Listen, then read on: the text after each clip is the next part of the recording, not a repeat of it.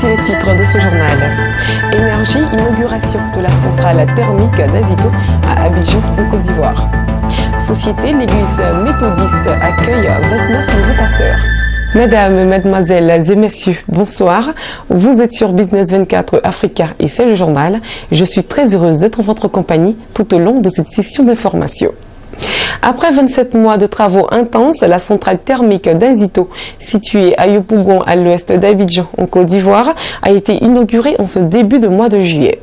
L'augmentation de sa capacité a consisté en la conversion de la centrale existante fonctionnant en cycle simple en une centrale à cycle combiné en ajoutant environ 139 MW de capacité supplémentaire. Le chantier a été livré en présence du président ivoirien Alassane Ouattara. Le chef de l'État a procédé à l'inauguration de la centrale agrandie qui a désormais une capacité d'environ 430 MW de puissance. Lawani Babatunde nous en dit plus.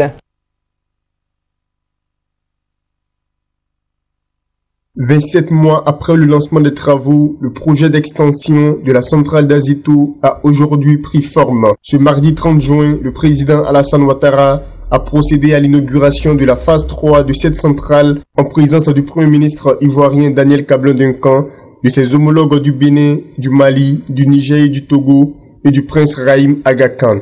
La centrale à cycle combiné dispose de 2 chaudières de récupération de chaleur, d'une turbine à vapeur d'une capacité de 140 MW et d'un condensateur à vapeur équipé d'un système de refroidissement en circuit fermé. Montant total des investissements, 615 millions de dollars américains. Cette nouvelle technologie va permettre d'améliorer le rendement de la centrale en récupérant l'énergie rejetée sous forme de chaleur dans les gaz d'échappement des turbines, sans aucune source de combustion supplémentaire, ce qui permet à la Côte d'Ivoire de faire une économie annuelle de 44 milliards de francs CFA. Ce projet s'inscrit dans le programme de renforcement de la capacité de production d'électricité entrepris par les autorités ivoiriennes et répondre ainsi à une demande d'électricité croissante de 10% par an en Côte d'Ivoire. Avec la mise en service de ces turbines, la capacité installée atteindra 1772 MW. La mise en service prochaine de la table de Cyprel en décembre 2015 portera la puissance installée de notre pays à 1900 MW, soit une augmentation de 40% par rapport à 2011. L'accroissement de la capacité de production se poursuivra avec la centrale thermique de Bassam, 220 MW en 2016. Le barrage hydroélectrique de Soubré de 275 MW en 2017. Tenant compte de la forte croissance de la demande d'électricité estimée à 10% par an, le gouvernement travaille également sur plusieurs autres projets qui devraient lui permettre d'atteindre l'objectif que le président de la République ne cesse de me rappeler 4000 MW en 2020. En Côte d'Ivoire, les dirigeants affichent de grandes ambitions, offrir de l'énergie fiable, en abondance et bon marché à tous les Ivoiriens. Elles entendent engager très prochainement de vastes projets pour y arriver. Le mix énergétique actuel de notre pays est dominé par le thermique, à 80%.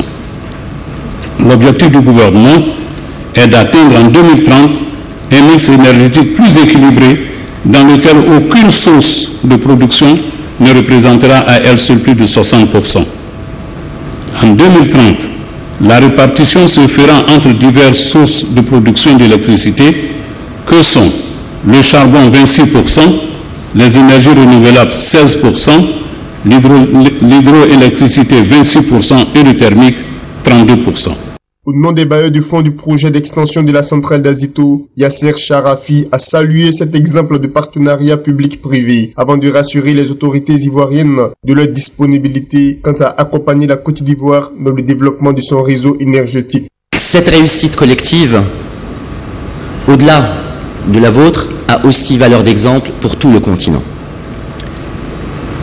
Parce que ce que vous avez réussi à démontrer aujourd'hui, c'est la clé du succès d'un bon projet de partenariat public-privé. La clé du succès pour un bon partenariat public-privé dans le domaine de l'énergie peut se résumer à une formule toute simple. Un bon projet dont les fondamentaux sont excellents, portés par des partenaires privés de qualité et accompagnés avec détermination par les pouvoirs publics. Et aujourd'hui, c'est de nouveau la Côte d'Ivoire qui éclaire le chemin et qui montre la voie pour tout le continent. En qualité de bailleur de fonds, nous ne pouvons que vous réaffirmer, avec la plus grande des déterminations, notre disponibilité entière pour continuer à accompagner la Côte d'Ivoire dans tous ses grands projets dans le domaine de l'énergie. La phase 1 et 2 de la centrale thermique d'Azito, constituée chacune de turbines à gaz de 145 MW, faut-il le rappeler, ont été mises en service en mars 1999 et en février 2000. Le dimanche 19 juillet a été un jour de culte particulier chez les chrétiens de l'église méthodiste unie de Côte d'Ivoire. Plus de 6000 personnes sont venues de tout le pays pour assister à la consécration de 29 nouveaux pasteurs à servir au ministère pastoral. C'était au temple jubilé de Cocody à Abidjan, en Côte d'Ivoire. Lawani Babatunde nous en dit toujours plus.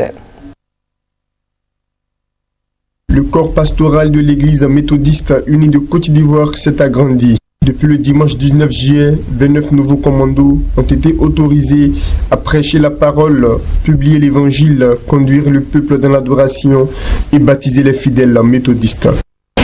La moisson est si grande que nous aurons toujours besoin de nouveaux serviteurs. Mais nous bénissons le Seigneur pour cette bonne grappe de nouveaux serviteurs, nouvelles servantes, n'est-ce pas, qui sont données à l'Église. Il faut donc que nous puissions les équiper davantage, les encadrer, les aider de telle manière qu'ils puissent être à même d'accomplir leur mission. Cette nouvelle vague de pasteurs, issue de la 4e promotion de l'Institut supérieur de théologie d'Abadien-Doumé, ont reçu 6 ans de formation, dont 3 années de stage pratique. Désormais habilités à servir l'Église, les sages conseils du bishop Benjamin Boni s'avèrent indispensables pour la réussite de leur mission. Le tout n'est pas de dire on est nouveau serviteur de Dieu, on est. Oui, de l'Ancien Testament, la veuve de Sarepta, par exemple, a dit, n'est-ce pas, d'Élie, le saint homme de Dieu. Comment faire en sorte que notre comportement ne soit pas en déphasage avec la parole de Dieu que nous prêchons? Comment faire en sorte que notre comportement contribue à faire avancer l'œuvre de Dieu? Que notre comportement soit un évangile, donc une bonne nouvelle, n'est-ce pas? Pour le monde, c'est extrêmement important. Les problèmes d'ordre moral aujourd'hui sont si lancinants qu'il faut rester au contact de Dieu. Les 29 nouveaux pasteurs sont eux partagés entre joie et recueillement parce que conscients de la lourde tâche qui les attend. Ce que je suis à présent, c'est à la grâce de Dieu que je le dois. Et sa grâce dans ma vie n'a pas été inefficace. Et il m'a mis à part, moi ce serviteur inutile, pour que vraiment le monde soit gagné à lui. C'est ce qui est dans mon cœur, le plein ministère de l'évangile, aller et annoncer la parole de Dieu à toute l'humanité. La consécration, c'est la reconnaissance de toute l'Église, de l'appel que vous avez reçu, et c'est aussi l'envoi, parce que la consécration nous ouvre maintenant les portes à l'exercice du ministère, qui n'est pas chose facile. Parents, amis, fidèles de l'église méthodiste et invités, plus de 6000 personnes n'ont pas voulu se faire compter l'événement. Ils sont venus apporter le soutien moral à ces 29 nouveaux bergers. Aujourd'hui, on est particulièrement heureux d'être là parce que nous recevons 29 bergers et la prédication qui nous a été faite est extraordinaire. Il faut quitter la matière pour aller à l'esprit. C'est ça le message de ce jour et j'ai été très heureux d'entendre ce message et ça nous nourrit pour notre vie de tous les jours. Le peuple de Dieu sera bien encadré pour offrir à la nation des hommes de qualité qui ont de la compassion pour les autres et surtout qui ont le sens de leur devoir pour le bien de tous. Je suis là à cette cérémonie pour le soutien d'un ami et frère pasteur à l'intérieur du pays, venant d'Issia.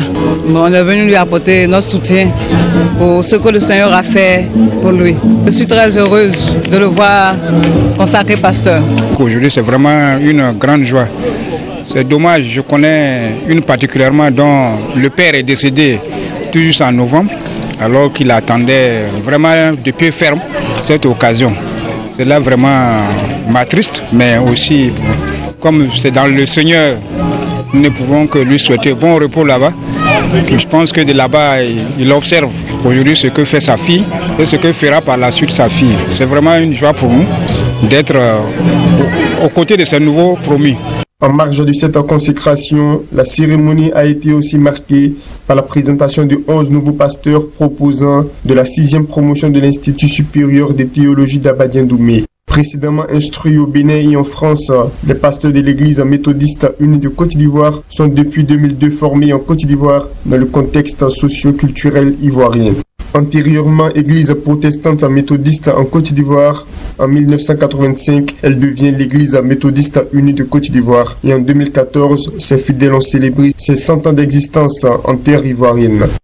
À présent, l'information en bref. Le conseil de la ville de Casablanca vient d'approuver une demande de près de 200 millions de dollars, environ 182 millions d'euros, auprès de la Banque mondiale. Ces ressources serviront à financer une partie du plan de développement du Grand Casablanca 2015-2020. D'une maturité de 29 ans, ce financement devrait être assorti d'une période de grâce de 7 ans. D'un coût global de 33,6 milliards de dirhams, environ 3 milliards d'euros, le plan de développement 2015-2020 du Grand Casablanca a pour objectif d'ériger la capitale économique du royaume au rang de métropole attractive, agréable à vivre, en concordance avec les besoins et les attentes de ses habitants. Achevons l'information en bref avec la BAD. La Banque africaine de développement BAD a annoncé dans un communiqué le 10 juillet dernier qu'elle allait injecter 20 millions d'euros dans le fonds Afrique Invest Fund 3 qui a pour ambition de transformer les petites et moyennes entreprises en champignons régionaux. Afrique Invest est l'une des firmes de private equity africain les plus florissantes. Afrique Invest Fund 3 vise un closing final à 200 millions d'euros. À ce jour, il a reçu le soutien de plusieurs investisseurs qui ont déjà engagé des sommes importantes dans Afrique Invest 1 et Afrique Invest 2, dont les institutions financières de développement IFD et des investisseurs privés. Ce journal vient à peine de prendre fin. Merci à tous de nous avoir suivis. Les programmes, quant à eux, continuent toujours sur Business 24 Africa.